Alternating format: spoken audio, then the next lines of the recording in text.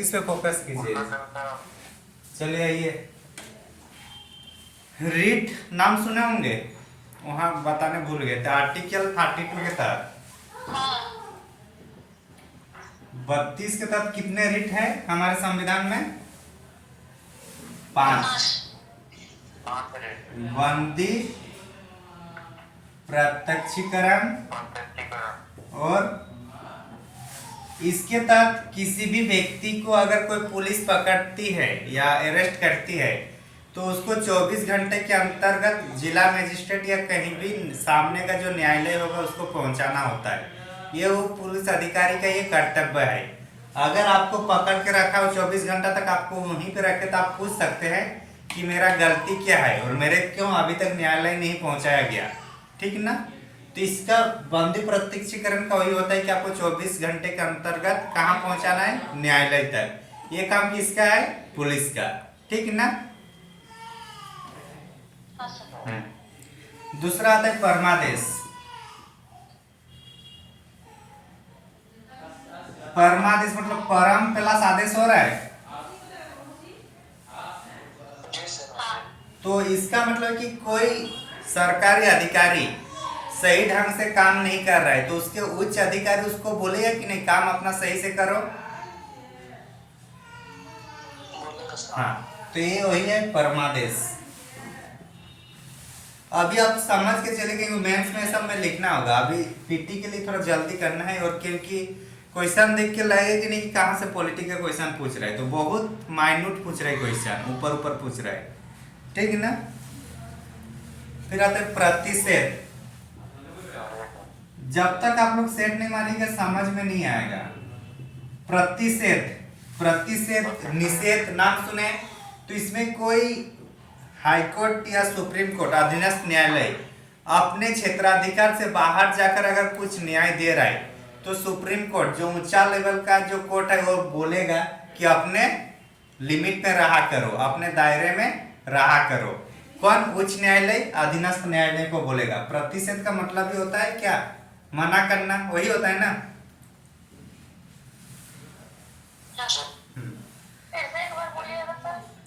प्रतिषेध को आप निषेध से याद रखिए।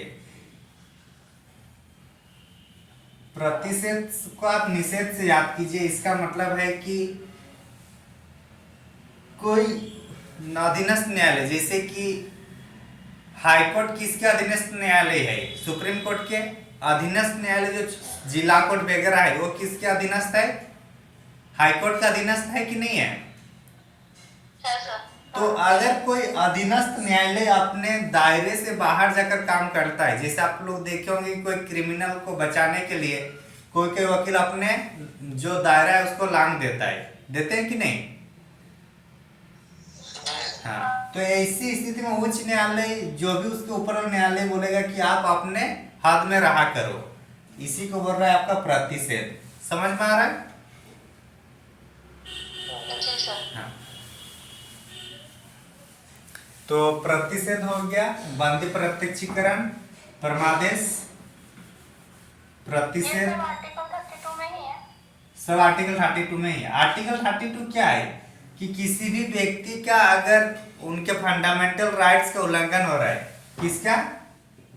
फंडामेंटल राइट्स का उल्लंघन हो रहा है, तो जो भी आपका 12 से लेकर या जो 14 से लेकर आप लोग पढ़ रहे हैं 30 तक, इसमें से किसी भी आर्टिकल का अगर उल्लंघन हो रहा है तो 32 के तहत आप लोग जा सकते हैं। तो 32 के तरह कैसे जाएंगे? फिर बंदी प्रत्यक्षीकरण भी होगा, परमादेश, प्रतिषेध, यहाँ पे भी वो सब रीट है जो अपने संविधान का संरक्षण कर सकते हैं। एक तो हम लोग डायरेक्ट सुप्रीम कोर्ट जा सकते हैं, दूसरा हम लोग के पास अपना ये है आर्टिकल है जिसके मतलब जो रीट है उसके द्वारा भी हम लोग संरक्षण प्राप्त कर सकते हैं। समझे? उसके बाद उत्प्रेषण। उत्प्रेषण का मतलब होता है कि प्रमाणित करना। अच्छा, इसको ये सोचिए कि मान के चलिए कि हाईकोर्ट में क्या है, ज्यादा केसेस आ गए। कहाँ पे? हाईकोर्ट में। अब सुप्रीम कोर्ट कहेगी कि आप जो ज्यादा लोड हो रहा है वो मेरे को ट्रांसफर कर दो, तो क्या होगा कि यहाँ का जो काम का बोझ है वो कम होगा, और उसका काम कौन कर रहा है? Supreme court. ये सुप्रीम कोर्ट जो अधीनस्थ न्यायालय से, हाई कोर्ट से या जो भी वहां से ले रहा है, इसी को जो ट्रांसफर कर रहे हैं उसी को उत्प्रेषण कहते हैं। उत्प्रेषण को अगर इस टाइप से देखें तो प्रेषण का मतलब क्या होता है? प्रेषण का मतलब है ट्रांसफर करना, वही होता है ना।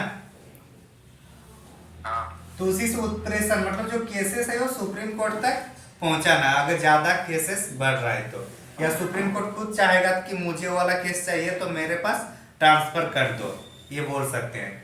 समझ में आ गया? जैसे कि कोई केस होता है, उस उनके पास मान के चले सुप्रीम कोर्ट में उसके पास अच्छा वकील है, उस जो गुंडा होता है या अच्छा नेता है, तो लोग क्या बोलेगा? सुप्रीम कोर्ट के माध्यम से क्या करे, केस जो हाई कोर्ट में उसको कहाँ ट्रांसफर करवा लेगा? करवाते हैं ना।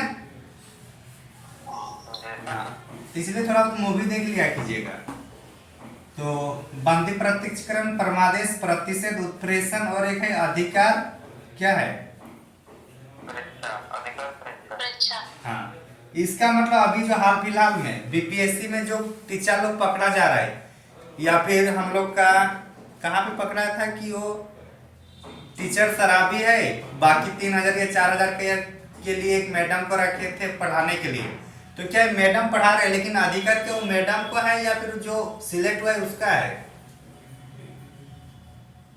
जो सिलेक्ट हुआ है।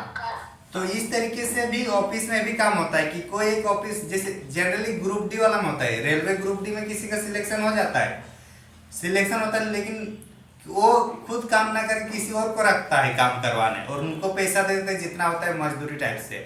तो होता है कि नहीं इस टाइप से? हाँ, तो वही है अधिकार परीक्षा। इसमें बोला जाता है कि आपका अधिकार है क्या। अधिकार परीक्षा का मतलब होता है कि आप जिस ऑफिस या जिस काम कर रहे हैं, क्या वो आपको लीगली तरीके से ये मतलब आपको अधिकृत किया गया है कि आप उस काम को कर सकते हैं। तो ये है आपका अधिकार परीक्षा, ये पूछा जाता है। तो मान के चलिए कोई व्यक्ति है जिसके किसी और के नाम से कर रहा है, तो उसका यहाँ पे हनन हो रहा है कि नहीं, इसके तहत उसको फिर हम लोग गिरफ्तार करते हैं। समझे? तो ये हम लोग का कुछ बचा हुआ था। हाँ,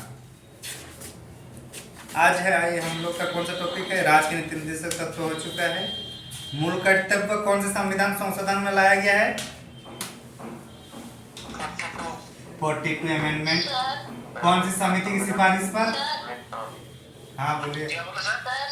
हाँ हाँ बोलिए। प्रतिषेध और उत्प्रेषण जो है दोनों में अंतर बताइए तो। प्रतिषेध और उत्प्रेषण। प्रतिषेध और उत्प्रेषण। उत्प्रेषण में अभी क्या बताया कि वो ट्रांसफर कर रहे हैं ना, और प्रतिषेध का निषेध हो रहा है, मतलब उसमें कोई अपने दायरे से ज्यादा बाहर मतलब काम कर रहा है तो उसको रोकना है, ठीक ना। उत्प्रेषण में क्या है? अपना जो काम ज्यादा हो रहा है या फिर हाई कोर्ट मतलब सुप्रीम कोर्ट खुद कुछ ट्रांसफर करवा रहे हैं अपने पास। एक में हो रहा है कि अपने पास ट्रांसफर करवा रहे हैं, और एक में अपने सीमित दायरे को रोक रहे हैं दूसरे न्यायालय को। दोनों में ही है। प्रतिषेध में रोक रहा है, अपने दायरे में सीमित रहने के लिए बोल रहा है, और उत्प्रेषण में बोल रहा है कि मेरे पास वो ट्रांसफर कर दो कुछ केस को। समझ में आ रहा है? हाँ सर, हाँ समझ गए। संविधान संशोधन हम लोग देख चुके थे। आज है संविधान की मूल संरचना। कौन सा है? बस थोड़ा बहुत समझ लें कि क्वेश्चन यहाँ से बनेगा नहीं, फिर भी वो जानना। क्या है टॉपिक? संविधान की मूल संरचना। वीडियो देख लिया कि कितना आर्टिकल तक पढ़ाए थे। आर्टिकल वाइज नहीं चल रहा, लोग टॉपिक वाइज कर रहे हैं। तो संविधान की मूल संरचना। तो संविधान की मूल संरचना में क्या क्या हो सकता है? मतलब जो संविधान, जैसे कि हम लोग संविधान संशोधन में संसद को यह अधिकार दिए कि वो संविधान को परिवर्तन या संविधान को संशोधन कर सकता है, लेकिन उसमें केशवानंद भारती बाद में ये कहा गया है कि आप परिवर्तन या संशोधन तो कर सकते हैं, लेकिन संविधान की मूलभूत जो संरचना है उसको आप नष्ट या उसकी भावना को आप मतलब उसकी भावना को परिवर्तन नहीं कर सकते हैं। यही है ना केशवानंद भारती केस में। हाँ, तो केशवानंद भारती केस में ही हम लोग का मूल संरचना का तत्व दिखने को मिलता है। कब आया था केशवानंद भारती मामला? कभी कभी क्वेश्चन पूछा जाता है। हाँ, केशवानंद भारती मामला कितना है? 1973। एक्चुअली केशवानंद भारती ये लोग जो मठ थे, मठ मतलब जैसे होता है ना बड़े बड़े मठ जो पूजा पाठ वाला होता है, तो उसकी जमीन को सरकार हड़प ली थी, तो उन्होंने फिर वो केस लड़ा था, उसी पर है, ठीक ना। केशवानंद भारती मामला कब हुआ था? 1973। तो इसके तहत जो भी हम लोग का मेन संविधान की जैसे कि आत्मा है, जैसे कि हम लोग का क्या है, बोलने का अधिकार है कि नहीं? बोलने का अधिकार है, एक जगह से दूसरे जगह जाने का अधिकार, पूजा पाठ करने का अधिकार है। तो ये सब क्या संविधान की आत्मा है। तो अगर इसको कोई रोक दे कि कल से अमुक जाति या अमुक धर्म के लोग कुछ नहीं बोलेंगे, तो कहीं ना कहीं हमारे संविधान की आत्मा पर चोट पहुंच रहा है कि नहीं पहुंच रहा है? हाँ, तो ये सब बोल रहे संसद भले कुछ भी करे, लेकिन ये सब जो मूल संरचना है संविधान की उसको बदल नहीं सकता है। इसी को संविधान की मूल संरचना कहा गया है। और एक किसके ये में आया है? केशवानंद भारती मामला में। इंपॉर्टेंट इतना ही है हम लोग के जानने के लिए।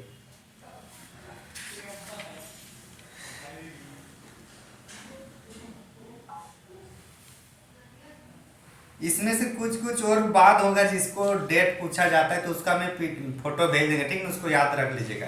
उनमें सबसे ज्यादा इंपॉर्टेंट कौन सा है? केशवानंद भारती मामले कब हुआ? 1973। और इसके पहले और एक इंपॉर्टेंट होता है 1967 गोलोकनाथ मामला, ठीक है ना। तो तीनों दोनों आप लोग देख लीजिएगा। आगे चले, लिखना है तो लिख लीजिए। संविधान की मूल संरचना किससे आया है? केशवानंद भारती मामला के परिणाम स्वरूप ये देखने को मिला है। इसके तहत किसी भी मतलब कभी भी संसद को संविधान संशोधन करने की मतलब करने का तो शक्ति होगा, लेकिन उनकी मूल संरचना को हटा नहीं सकते। तो मूल संरचना में कौन सा होगा? फंडामेंटल राइट्स, फंडामेंटल ड्यूटीज, और कौन कौन सा होगा?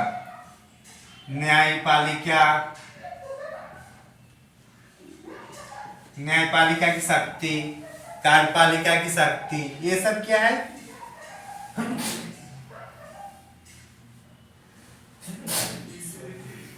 ये सब क्या है? मूल संरचना। समझ में आ रहा है ना? हाँ, तो मूल संरचना को संसद नष्ट नहीं कर सकती। आगे चले।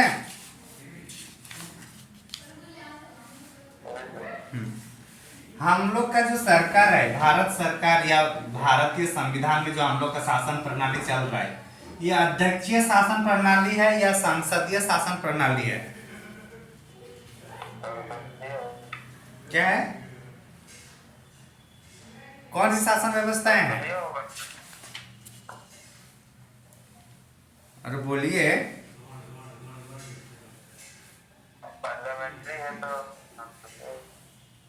संसदीय शासन व्यवस्था होगा ना?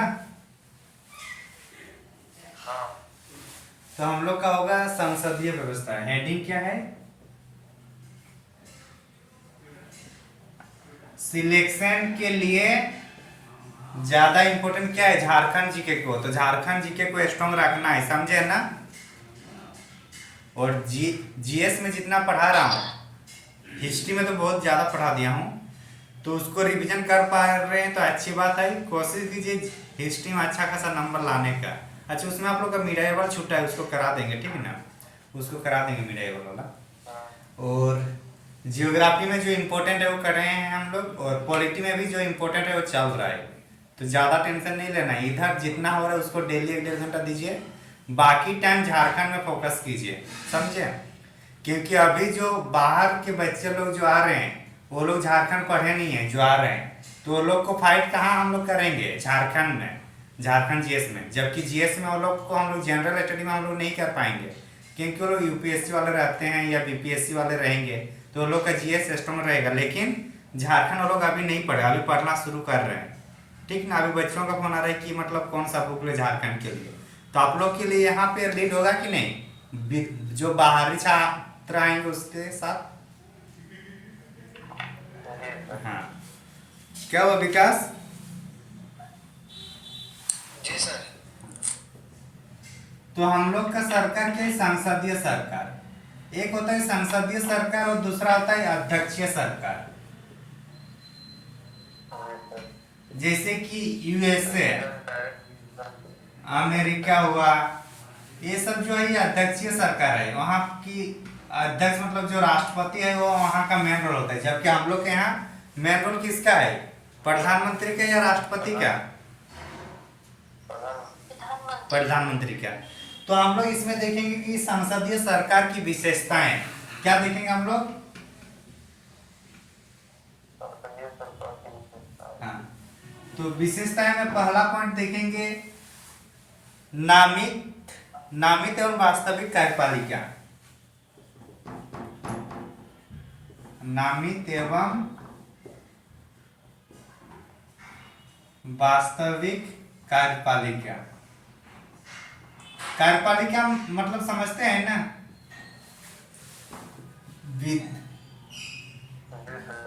विधायिका विधि बनाएगा। ठीक, विधि बनाने का काम किसका है, विधायिका का। कार्यपालिका का काम क्या है, जो विधि बन रहा है उस विधि का क्या करेंगे, यहाँ पे क्रियान्वयन करना है। क्रियान्वयन करना है। न्यायपालिका का नाम काम क्या होगा, जो विधि बना है उसके अनुसार काम हुआ कि नहीं उसको जांचना, या उसका न्याय करना कि जो विधि बना है कि अगर नरेगा के तहत देश के उन सुदूर गांव के लोगों के लिए रोजगार पूरक योजना है तो कहीं ना कहीं अगर उसमें जेसीबी अगर आ रहा है या फिर उसको पहले से कुछ और तरीके से काम करवा रहा है, वो चेक कौन करेगा, न्यायपालिका। विधि बन रहा है किसके लिए, गांव के जो पढ़े लिखे नहीं है, जो कौशल नहीं है, किसी के पास स्किल नहीं, वो लोग के लिए। लेकिन क्रियान्वित किसमें किया जा रहा है, अगर जेसीबी में कर रहा है तो इसका जांच कौन करेगा। हाँ, कि जो नीति बनाई वो सही पे इम्प्लीमेंट हुआ है कि नहीं, तो वही चीज होता है। तो क्या बोल रहे हैं हम लोग के पास नामित एवं वास्तविक कार्यपालिका है। कार्यपालिका मतलब जो कार्य करता है, तो इसका मतलब है कि हम लोग का जो कार्य है, कार्य जितना भी काम होता है किसके नाम पर होता है, राष्ट्रपति के नाम पर होता है ना। भारत में जो भी काम होता है, जो भी एक्ट लागू होगा, कानून बनेगा या जो भी योजनाएं आएगी या किसी भी तरीके से अगर दूसरे देश के साथ कुछ समझौता करना है तो किसका नाम रहता है, राष्ट्रपति का। झारखंड सरकार का किसी दूसरे सरकार से कुछ संबंध बनेगा तो उसमें हेमंत सोरेन का नाम रहेगा या राज्यपाल का नाम रहेंगे। अच्छा, अभी हेमंत सोरेन नहीं है, सीएम का नाम रहेंगे या राज्यपाल का नाम रहेंगे। हाँ, तो उसी तरीके से मतलब कार्ड का जो नाम होगा, सिग्नेचर होगा, साइन किसके नाम पर होता है। हाँ, चूंकि हम लोग संसदीय व्यवस्था, हम लोग सेंट्रल गवर्नमेंट की बात करें तो कौन होंगे, राष्ट्रपति। और लेकिन यही काम अगर राज्य स्तर पर होगा तो कौन करेगा, किसका सिग्नेचर रहेगा, राज्यपाल का ना। अरे हाँ कि ना।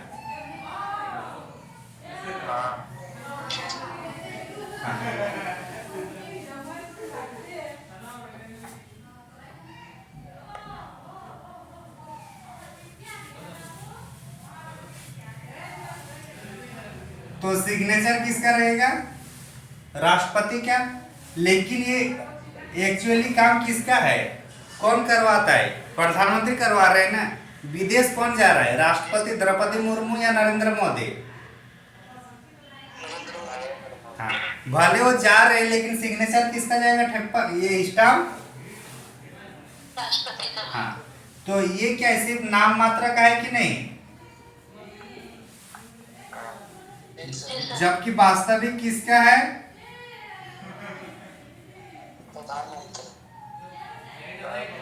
प्रधानमंत्री।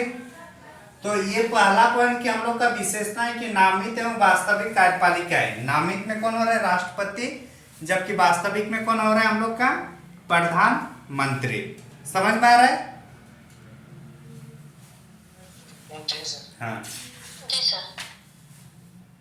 वैसे एक्चुअली जो प्रधानमंत्री है वो 74 आर्टिकल 74 के तहत एक समिति बनेगा। उस समिति का अध्यक्ष पीएम रहेंगे। वो समिति जो सिफारिश करेंगे राष्ट्रपति को, वो राष्ट्रपति को सारी बातें मानना जरूरी होता है। किसके तहत? आर्टिकल 74। आर्टिकल 74 के तहत एक समिति का गठन होता है, मंत्रिमंडलीय समिति, जिसकी अध्यक्षता प्रधानमंत्री करते हैं। और वो जो भी सिफारिश देंगे राष्ट्रपति को, वो बात मानना पड़ता है राष्ट्रपति को। समझ में आया?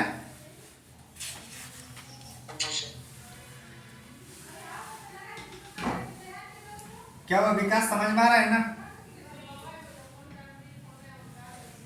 आ रहा है। दूसरा है बहुमत प्राप्त दल का शासन होता है या किसी का भी मिलता है? बहुमत प्राप्त दल का। बहुमत प्राप्त दल का क्या होता है? शासन चलता है। अभी अगर चंपाई शरण अगर आपका कॉन्फिडेंस मोशन मतलब आपने 42 अगर कैंडिडेट्स को खड़ा नहीं कर पाता तो क्या चंपाई शरण मुख्यमंत्री बनते हैं या फिर सरकार पूरा गिर जाती?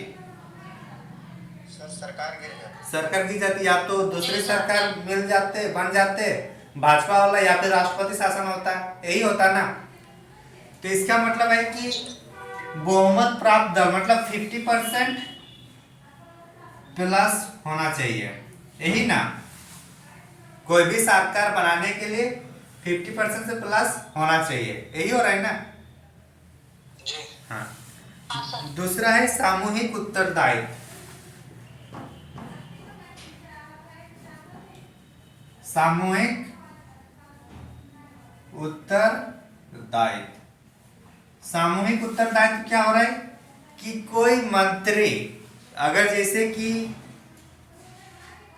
जो नियोजन नीति वगैरह हेमंत सोरेन आते ही क्या कर दिया? रद्द कर दिया कि नहीं? आते ही। लेकिन आप लोग कोई भी मंत्री के मुंह में ये सुने क्या कि ये नीति गलत है? मंत्री की मैं बात कर रहा हूँ, लॉबिन हेमरम की बात नहीं कर रहा हूँ, ठीक है ना? कोई भी मंत्री बोले नहीं समझा ये चीज। जेएसएससी से संबंधित जितना भी पहले वैकेंसी आया था सब रद्द हुआ था। उसमें पंचायत सचिव वगैरह भी था जैसे ही हेमंत सोरेन आए। तो उस टाइम जब बच्चे लोग या जो भी है अगर किसी मंत्री को पूछ रहे तो लोग सरकार का ही साथ दे रहे थे ना। वो लोग कोई बोल रहे थे कि ये गलत निर्णय लिया कोई भी मंत्री, चाहे बन्ना गुप्ता की बात क्यों ना करे, कांग्रेस की मंत्री होने के बावजूद भी वो सरकार की कभी गलत नीति ठहराए किसी भी नीति को? नहीं सर। भले गलत नीति हो लेकिन वो गलत नहीं बोल सकते। क्यों? क्योंकि यहाँ सामूहिक उत्तरदायित्व की बात है। समझ में आ रहा है कि सरकार के विरोध कोई भी मंत्री है वो बोल नहीं सकते हैं। यहाँ लॉबिन हेमरम जो बोल रहे थे, अगर वो पार्टी के जो सचेतक जिसको बोलते हैं, अगर वो चाहते तो उसको हटा भी सकते, तो उनके पास उतना पावर रहता है जो पार्टी के हेड होता है। समझे? तो इसलिए कोई भी जो वाद विवाद या जो भी निर्णय लिया जाएगा, जो भी नीति बनाई जाएगी, वहां पे कोई उसका विरोध नहीं करेंगे। और चूंकि हम लोग संसदीय व्यवस्था की बात करें तो कोई भी संसदीय मंत्री किसी भी अपनी नीति पर कोई ये नहीं करेंगे। और अगर कोई गलत हो रहा है, गलत निर्णय हो रहा है, तो सभी मिलकर उसको स्वीकार करेंगे। समझ में आ रहा है? हाँ। और चूंकि अगर हम लोग देखें मंत्रियों का, तो मंत्री किसके प्रति यहाँ पे उत्तरदायित्व होंगे? संसद के प्रति। किसके? संसद। और विशेष रूप से होगा सामान्यतः, और विशेष रूप से होगा लोकसभा के प्रति। जनरली संसद के प्रति उत्तरदायित्व होगा, और अगर विशेष रूप बोला जाए तो लोकसभा के प्रति होगा। समझ में आ रहा है? जी सर। हाँ। निचले सदन का विघटन होता है कि नहीं? होता है सर। हाँ। निचले सदन का विघटन। अभी निचले सदन, चूंकि हम लोग संसद पर बात कर रहे हैं, इसी को मैं राज में भी कर रहा हूँ, तो राज वाला मैं अच्छा से मतलब यहीं से उसको कनेक्ट करना है, ठीक ना? उस टाइम वहां टाइम नहीं दूंगा मैं, समझे? सर हाँ सर बोलिए बोलिए। तो अभी अगर हेमंत सोरेन मतलब हट जाते और कोई नहीं बनते तो अभी हम लोग का विघटन होता। हाँ हो जाता, अगर अगर नहीं दिखा पाता 42 विधायक अपने पास, तो सदन विघटन हो जाता। और झारखंड में निचला सदन उच्च सदन दोनों सदन है या केवल एक सदन है झारखंड में? हाँ एक सदन ही है। जबकि हम लोग भारत में, भारत केंद्र सरकार संघ सरकार में कितना है? 2 सदन, उच्च सदन और निम्न सदन। उच्च सदन मतलब राज्यसभा और निम्न सदन मतलब लोकसभा, यही है ना? जी सर। हाँ तो ये सब इसका, हाँ ये सब इसका कुछ इम्पोर्टेंट है जो हम लोग को समझना चाहिए था। नेक्स्ट हेडिंग आएगा संघीय व्यवस्था। मिटा दे इसको। जी इसके पहले तो ये संसदीय व्यवस्था है ना, अब संघीय व्यवस्था में आते हैं। ये सब थोड़ा बहुत मतलब नॉलेज ही रखने के लिए था, बाकी तो बाद में हम लोग पढ़ेंगे। क्या होगा गायत्री समझ क्या?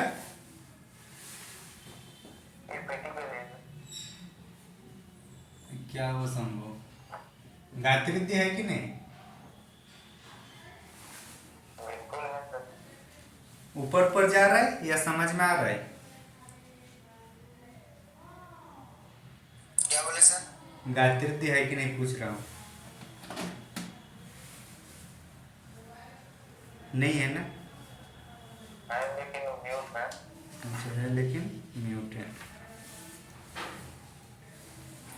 संघीय सरकार में भी क्या होता है कि कभी कभी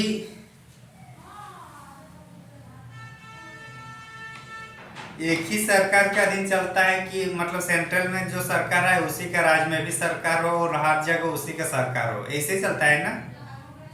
हम लोग का कैसे चलता है कि कभी केंद्र में अलग सरकार बन जाएगा एमपी, राज्य के लिए अलग से चुनाव होता है कि नहीं? होता है सर। हाँ तो हम लोग का 2 तरीके चलता है, लेकिन किसी किसी देश में होगा कि जो सेंट्रल गवर्नमेंट बन गया उसी से छोटा छोटा बन के फिर आगे तक हो जाता है, मतलब उसी पार्टी का। समझ में आ रहा है? जैसे चाइना में एक ही पार्टी की सरकार बनेगा, वो केंद्र स्तर पर भी देखिए या राज्य स्तर पर भी देखिए। लेकिन क्या भारत में यही हाल है? भारत में अलग अलग है ना, संसद के लिए अलग अलग है, राज्य के लिए अलग है, तो वही चीज है। तो उसी का हम लोग संघीय सरकार बोलते हैं और एकात्मक सरकार। तो एक होगा हम लोग का संघीय सरकार। एक मिनट, ये संघीय व्यवस्था कौन सा चैप्टर में है? क्या बोल रहे हैं?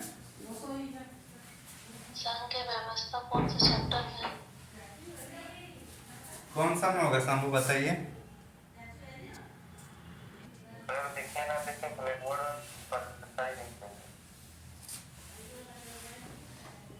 एक होगा संघीय सरकार और एक होगा एकात्मक सरकार। कौन सा? एकात्मक सरकार में सेंट्रल से लेकर राज्य तक क्या होगा, सब एक ही सरकार होगा। यहाँ का जो पार्टी होगा वही पार्टी राज्य स्तर पर भी चुनेगा कि किसको हम लोग बनाएंगे। जैसे कि मुगल काल की बात करें या दिल्ली सल्तनत की, दिल्ली में जो राजा था वही अपने राज परिवार के सदस्यों को बंगाल भेजता था, या फिर बाकी छोटे छोटे राज्यों में झारखंड ये सब भेजता था कि नहीं भेजता था, दीवान के लिए, दीवान के रूप में। जी सर। उसी तरीके से एकात्मक सरकार होती है। तो ये वाला जो पद्धति हम लोग को चाइना साइड में देखने को मिलता है। चीन में जनरली। और हम लोग का संघीय सरकार, केंद्र सरकार अलग होती है और राज्य सरकार अलग अलग होती है। अगर ये नहीं सोचना है कि वन इलेक्शन वन नेशन या वन वोट अगर वो भी आता है तो भी हम लोग का संघीय सरकार ही रहेगा। उसमें क्या है कि एक दिन में इलेक्शन होगा, वही तो हो रहा है ना, बाकी तो चेंज नहीं हो रहा है, वही होगा ना अगर वो बनेगा तो भी। हाँ, तो संघीय सरकार में क्या होगा, दोहरी सरकार होगा। क्या होगा, दोहरी सरकार। दोहरी सरकार। मतलब केंद्र में भी और राज्य में अलग अलग। इसमें क्या होगा, दोहरी सरकार होगा या सिंगल होगा?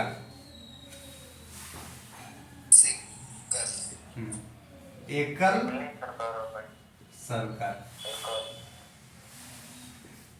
जहां संघीय सरकार होगा वहां लिखित संविधान होगा। क्या होगा? हाँ, क्वेश्चन पूछा जाता है ये सब कि अगर संघीय सरकार है तो उसका संविधान कैसा होगा, लिखित होगा या मौखिक होगा या दोनों होगा या कुछ भी नहीं, तो उसको उस टाइम इसको याद रखना होगा। लिखित संविधान किसका है, संघीय सरकार का। यहाँ लिखित भी हो सकता है और नहीं भी हो सकता है। मतलब इसका मतलब हो भी सकता है और इसका ऑब्लिक इसका मतलब नहीं भी हो सकता है। समझ में आ रहा है? हाँ। अगर लिखित की बात किया जाए तो फ्रांस में क्या है, लिखित संविधान है।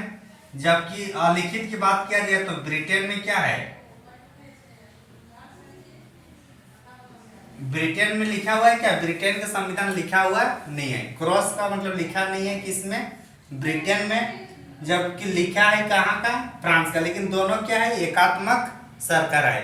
जाहिर सी बात है, छोटा छोटा देश है तो वो लोग कितने राज्यों में डिवाइड करेगा अलग से। अगर झारखंड से भी छोटा अगर जनसंख्या है तो उसके लिए अलग से फिर केंद्र और राज्य अलग करने की आवश्यकता है क्या? नहीं है। हम लोग क्योंकि बृहद रूप में हम लोग भारत है तो इसलिए जरूरी है यहाँ पर। तो इसलिए एकात्मक सरकार लिखित भी हो सकती है जैसे फ्रांस की, और अलिखित भी होती है जैसे कि ब्रिटेन की। समझ में आया? हाँ सर। शक्तियों का विभाजन हम लोग का होता है कि नहीं? होता है। कौन सा अनुच्छेद, कौन सा अनुसूची?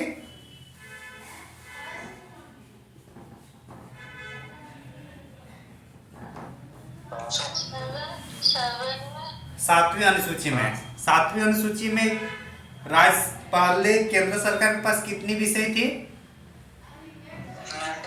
अभी कितना है? 100। राज्य के पास कितनी थी, अभी कितना है? 67 था और अभी कितना है? 61। कम हो गया। समसूची में कितना था, 47। अभी कितना हुआ?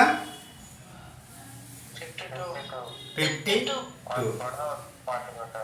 तो इस टाइप से हम लोग का है शक्तियों का विभाजन। लेकिन यहाँ क्या शक्तियों का विभाजन होगा, यहाँ शक्ति सिर्फ एकात्मक सरकार अगर तो मेन पावर अपने पास ही रहेगा ना। दिल्ली सल्तनत में पावर किसी और को दिया था या अपने पास ही रखा था? अपने पास। हाँ, मुगल कालीन भी अपने पास ही रखे थे उसी टाइप से। तो इसमें क्या होगा, शक्तियों का एकीकरण, एकीकरण या एक के पास रहना। ठीक। और क्या होना चाहिए बताइए, संविधान की सर्वोच्चता। हमारे यहाँ संविधान बड़ा है या संसद बड़ा है?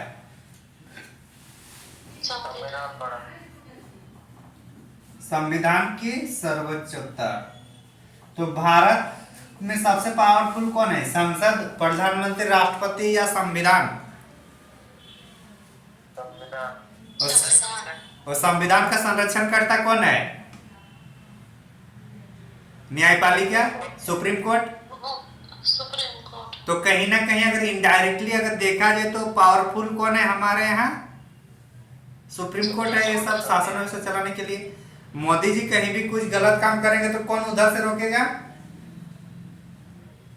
Supreme court. Supreme court. रुकेगा ना।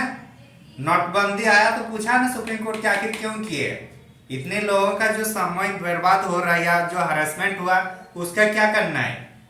अप्लाई जन सुनवाई हुआ था ना, लिटिगेशन तो क्या था। अभी अगर ईडब्ल्यूएस में अगर कोटा आरक्षण दिए तो इसमें भी तो न्यायालय में वाद विवाद चल ही रहा है ना। तो सरकार कुछ भी मनमानी तरीके से कुछ भी नहीं कर सकती, और अगर कुछ करेंगे तो कौन, संविधान का उल्लंघन होगा। और संविधान का संरक्षण करता कौन है, सुप्रीम कोर्ट। तो हमारे यहाँ संविधान की सर्वोच्चता है, क्या फ्रांस में है, ब्रिटेन में है?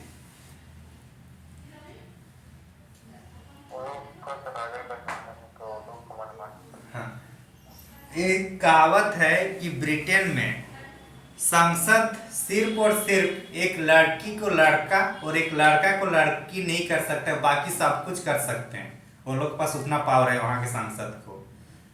समझ में आ रहा है ना। हाँ, तो संविधान की सर्वोच्चता यहाँ जरूरी है, होगा, लेकिन यहाँ हो भी सकता है सर्वोच्चता और नहीं भी। तो इसमें भी अगर एकात्मक सरकार में जहां है तो उसका देखेंगे जापान भले एकात्मक सरकार है लेकिन वहां की सर्वोच्चता संविधान को माना जाता है। जापान अगर आज इतना मतलब विकसित देश में शामिल हुआ, जो नागासाकी और हिरोशिमा जैसे विस्फोट, परमाणु विस्फोट होने के बावजूद भी, तो कहीं ना कहीं वहां के लोगों का क्या है, मेंटेलिटी स्ट्रांग है, वो लोग संविधान को मान रहे हैं, तभी तो हो पा रहा है। अभी अगर किसी भी क्वालिटी अगर देखिएगा तो क्वालिटी में क्या जापान आगे है कि नहीं है, टेक्नोलॉजी में। मेट्रो अगर आज भारत में मेट्रो चल रहा है, दिल्ली, बम्बई, कलकत्ता जहां पे भी है, तो किसका देन है ये, जापान का। तो वही बात है।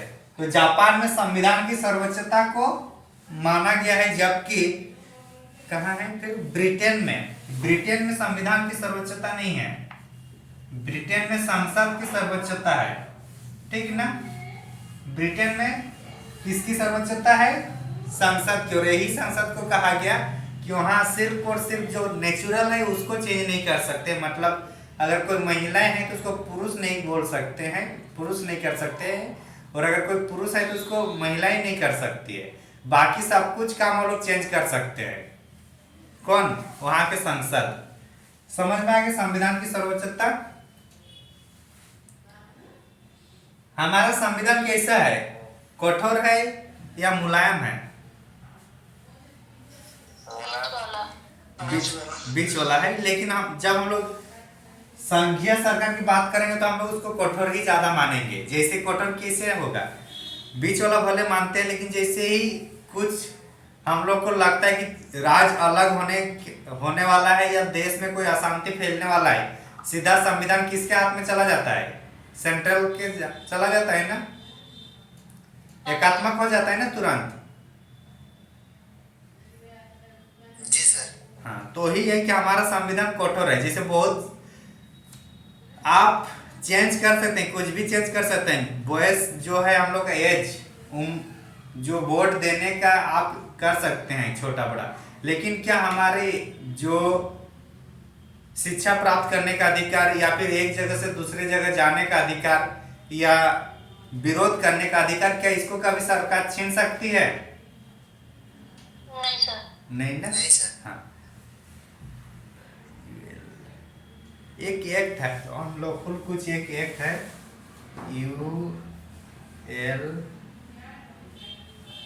यूएलएफए, कुछ एक एक्ट है जिसके तहत राजद्रोह घोषित किया जाता है, कंफर्म बता नहीं पा रहा हूँ।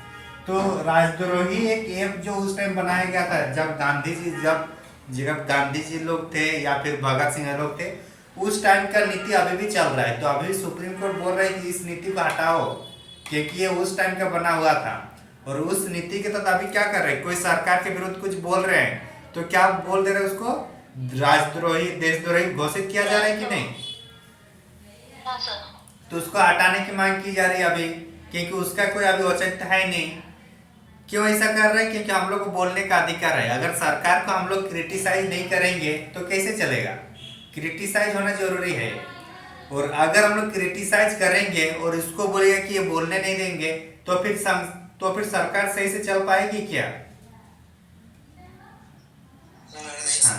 तो इसलिए बोल रहा है कि जो राजद्रोही कानून है उसको निरस्त किया जाए, इसका उसको सही तरीके से दोबारा लागू किया जाए। समझ में आ रहा है?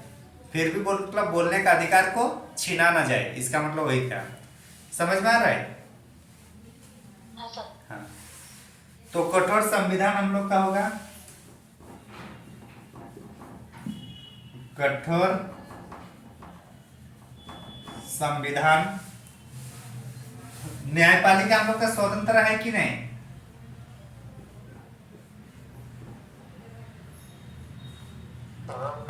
स्वतंत्र का है मतलब है कि ये ना तो प्रधानमंत्री की बात सुनते हैं ना ही राष्ट्रपति के, ये जो इनको सही लगेगा वही सुनते हैं। ठीक है ना?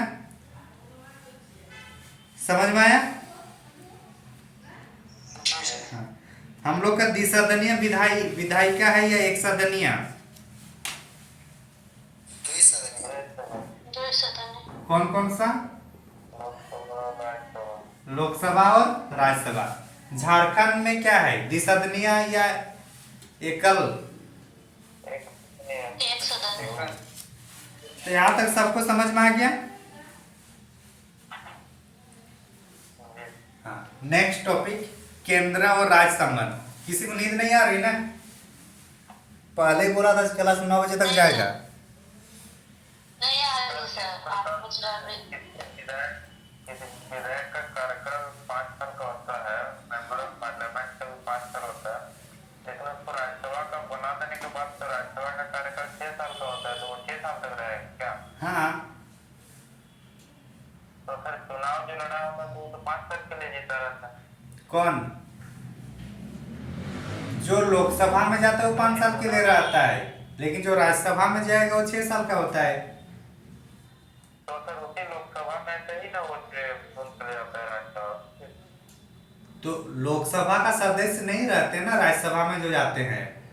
राज्यसभा में जो भी जाएंगे वो लोकसभा का सदस्य होता है कि नहीं होता है? नहीं होता है। नहीं नहीं होता है। तो उनकी शुरुआत कहाँ से हो रही? राज्यसभा से ही। और अगर मान के चलिए कोई लोकसभा और राज्यसभा दोनों में चुना जा रहा है, तो उसको राज्यसभा वाला अपने आप जाता है, लोकसभा वाला बने रहता है। ठीक ना? और अगर कुछ स्थिति में ऐसा होता है तो फिर दोनों अपने आप गायब हो जाएगा, कुछ ना रहेगा, ना लोकसभा रहेगा ना राज्यसभा रहेगा। सर इसमें कुछ टाइम ड्यूरेशन रहता है ना कि इतना दिन के अंदर आपको 10 दिन या 14 दिन कुछ होगा, वो देखना होगा। जब सांसद पढ़ेंगे ना तब वहां उसको डिस्कशन करेंगे। ठीक है ना? ठीक है सर। ठीक है। अभी नेक्स्ट टॉपिक है केंद्र और राज्य का संबंध। किसका और किसका संबंध हो रहा है? कौन सा भाग में है जनक? सर। केंद्र और राज्य का संबंध कौन से भाग में है? केंद्र और राज्य का संबंध कौन से भाग में है? भाग सच सच बोले, देख के बताएं या बिना देख के बताएं? बिना तक के सर। और विकास दा? देख के बताएं सर। हाँ, लेकिन दोनों में कॉन्फिडेंस ठीक ठाक था। चीटिंग भी करना है तो कॉन्फिडेंस के साथ करना है, समझे? देखा बच्ची नहीं था जनक, लेकिन सोच के तो बोला। याद है, 22 का 22 भाग याद है। क्या समझ के रह गए? हाँ जनक समझ गए हम लोग। लेकिन डिस्कशन में नहीं बोलेंगे क्या जनक? हम लोग को पता चल जाएगा ना सर कि जनक को इतना आता है, इसीलिए। क्या हुआ जनक, बोलिए कुछ। इतना मुश्किल था सर, याद किए हैं और ऐसे ही बोल रहे हैं बस। क्या हुआ जनक? अरे बुरा मान गए क्या जी? नहीं सर।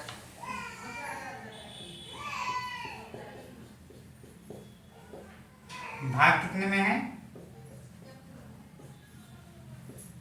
11, 12।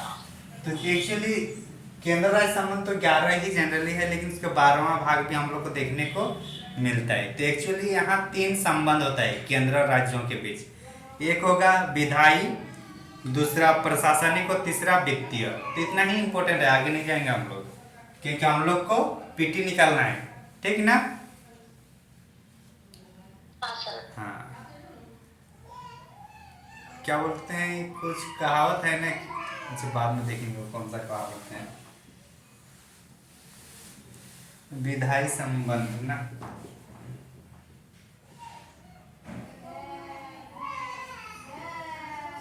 विधायी संबंध, विधायी के बाद क्या होगा, प्रशासनिक, प्रशासनिक संबंध, और क्या होगा, विधायी, प्रशासनिक और वित्तीय।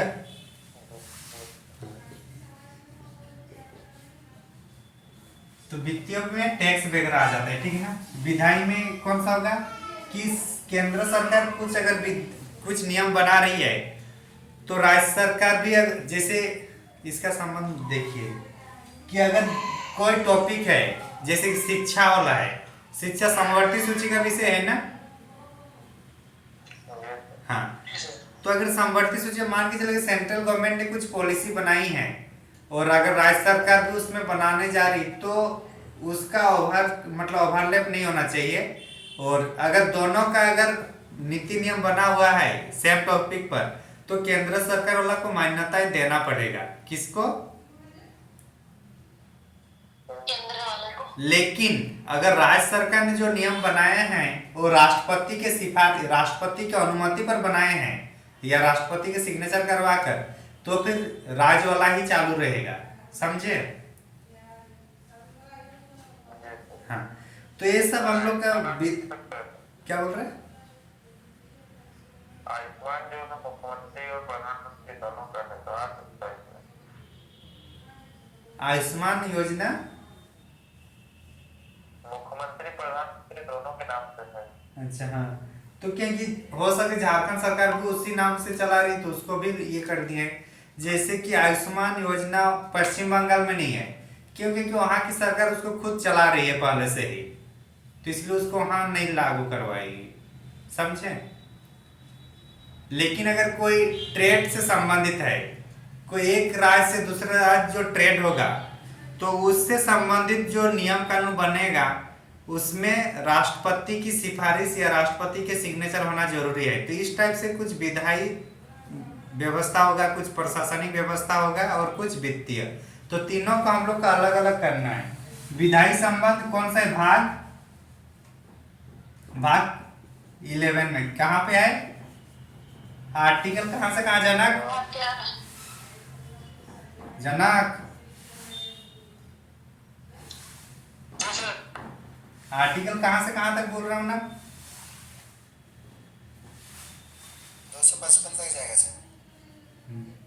ये भी भाग 11 का ही है और आर्टिकल कितना होगा, 256 से लेकर कितना, 263। हाँ 263, ये होगा भाग 12 में।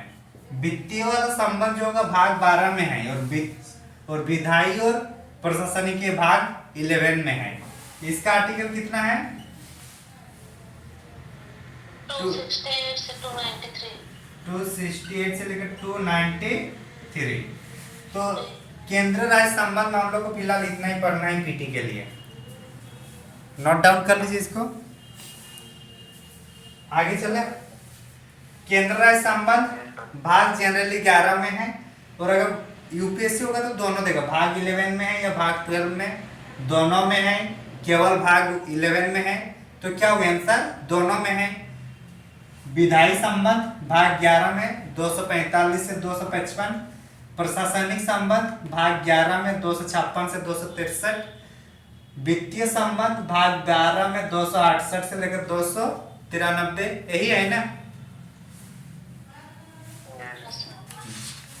टॉपिक खत्म। अच्छा, इसमें इतना हो गया ना। जी सर।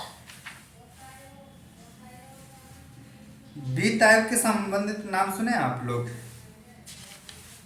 हाँ सर। नाम सुने हैं ना, कौन सा आर्टिकल में है,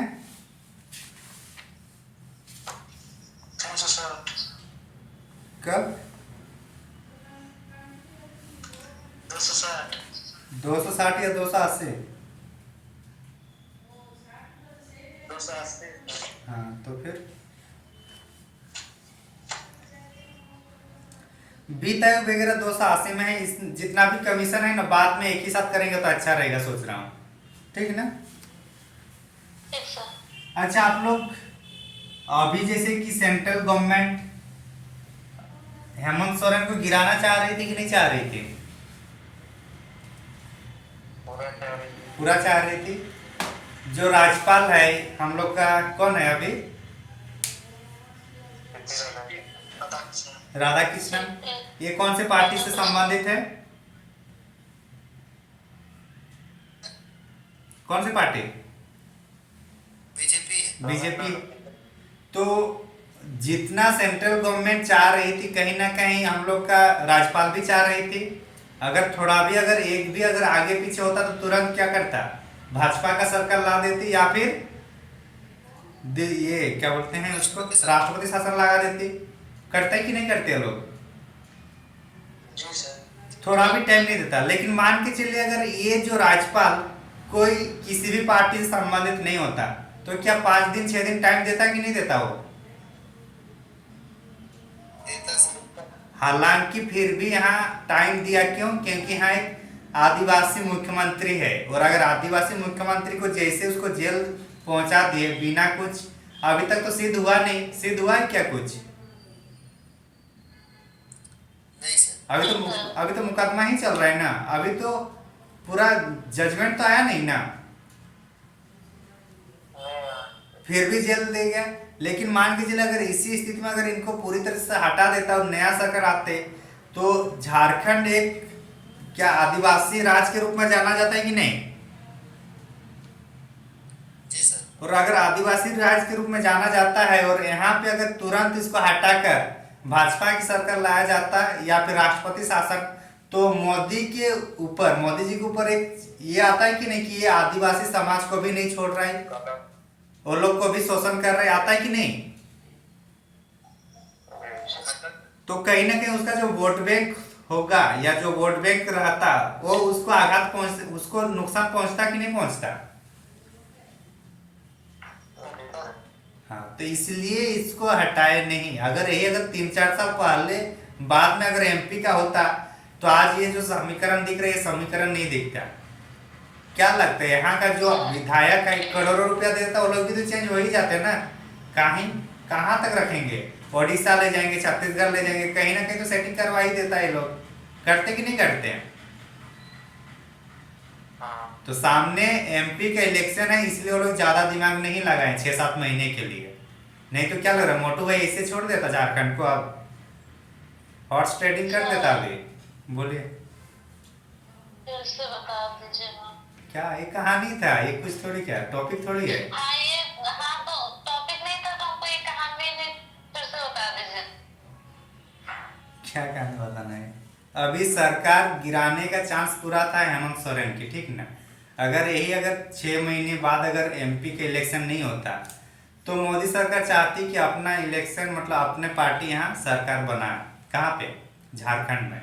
और अगर इसको अभी भी चाहती तो अगर हटा सकते, जैसे कि क्या होता है, विधायक लोग को ज्यादा पैसा देने से तो लोग हट ही जाते ना, या फिर 2-4 विधायक को बोल देता कि मैं मंत्री पद दूंगा, तो अपने आप आ जाएगा। आ जाए कि नहीं आ जाएगा? लेकिन 2-3 आने से भी नहीं आएगा, क्योंकि फिर दल बदल एक लागू हो जाएगा। तो क्या तो पूरा का पूरा ये लोग 2/3 पार्टी को ही अपने पास ले आते। कौन? बीजेपी, ताकि दल बदल निरोध एक्ट यहाँ लागू ना हो। तो उसके लिए क्या होता है, पैसा पूरा देना पड़ता है। अमित शाह तो इससे भी उसी के लिए प्रसिद्ध है, विधायक लोग को खरीदना, ये करना। तो ये सब चाहे तो अभी बीजेपी कर सकती थी अभी, लेकिन इलेक्शन क्या है, 6 महीने बाद ही शुरू हो रहा है एमपी इलेक्शन।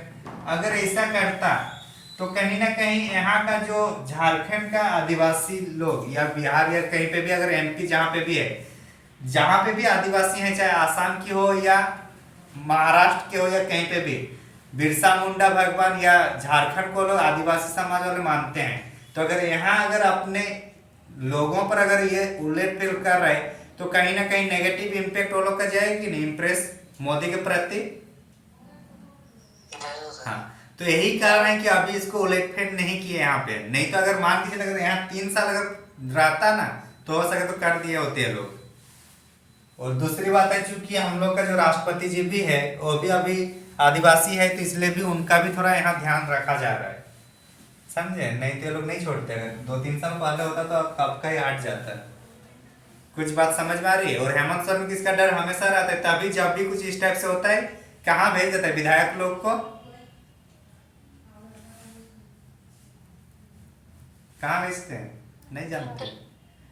छत्तीसगढ़ में कहाँ भेजते, कहाँ, हैदराबाद। हाँ हैदराबाद वगैरह कहीं पे भी जाते हैं, ताकि जिस टाइप से जेएसएससी में चीटिंग करने के लिए फोन और छीन के रखा जाता था, उसी टाइप से विधायक लोग का भी होता है, पता है ना। हाँ, ताकि वो किसी और से कनेक्ट ना करे दूसरे पार्टी के लोग से। और इस टाइप से जो खरीद बिक्री होता है इसी को हॉर्स ट्रेडिंग करते हैं, क्या बोलते हैं, हॉर्स ट्रेडिंग, वो लोग को खरीदना बेचना।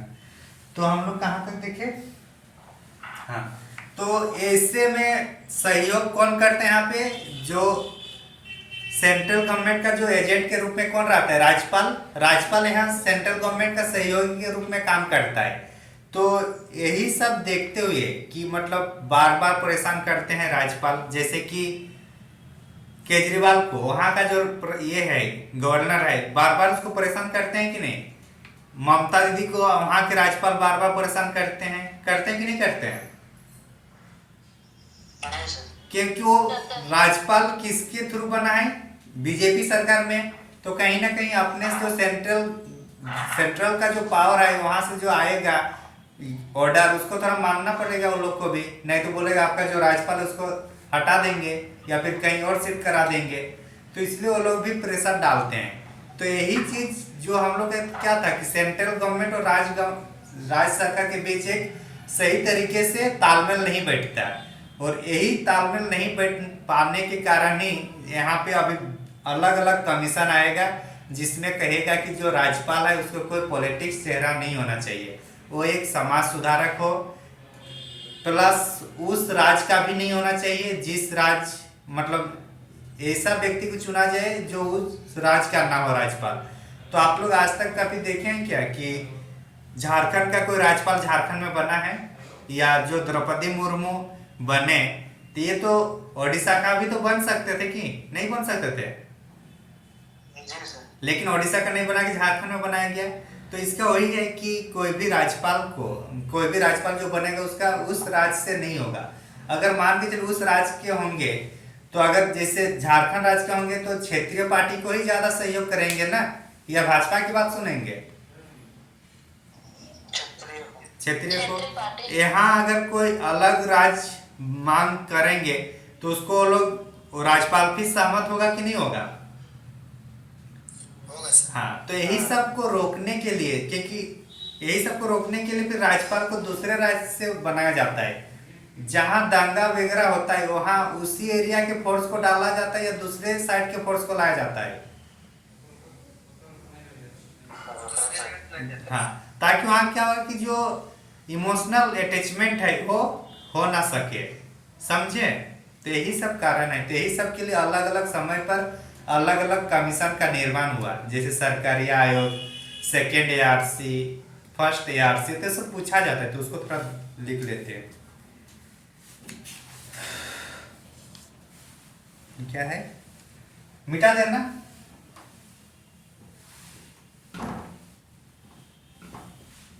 क्या दिखाओगे क्या आप लोग,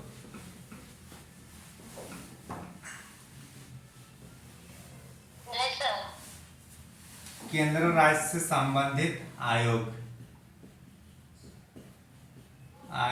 या जो भी सुधार से संबंधित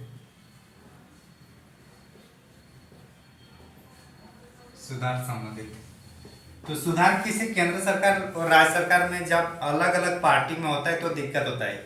जैसे रघुवर दास सरकार के टाइम कहीं पे भी कुछ इस टाइप से संकट आया था क्या, क्योंकि गवर्नमेंट सेंट्रल में भी किसका था, भाजपा का, राज्य में भी किसका था, किसका?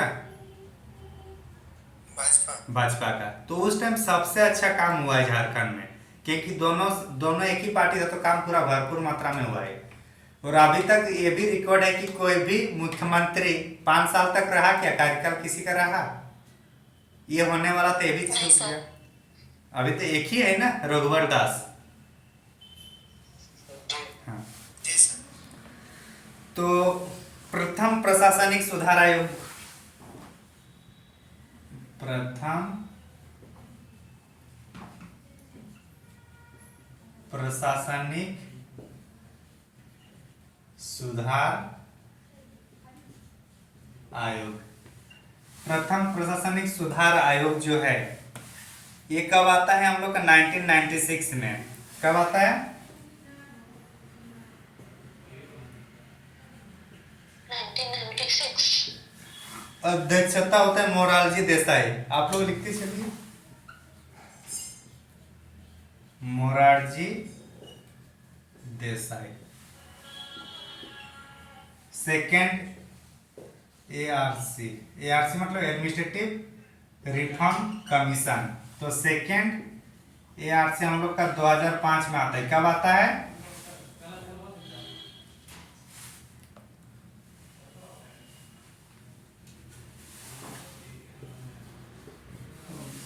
क्या है? वरिप्पा,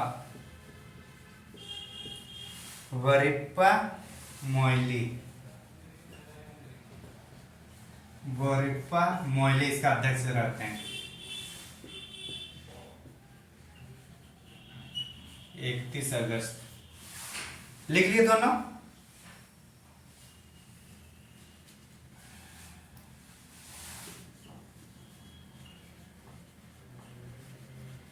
राजमन्ना समिति,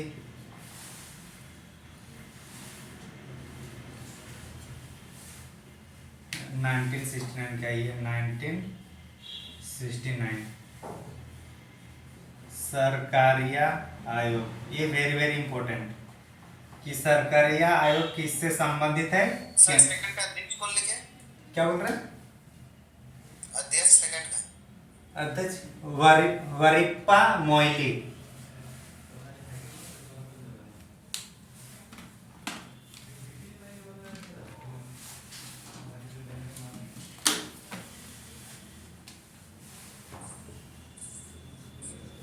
नाइनटीन 83 सरकारिया आयोग।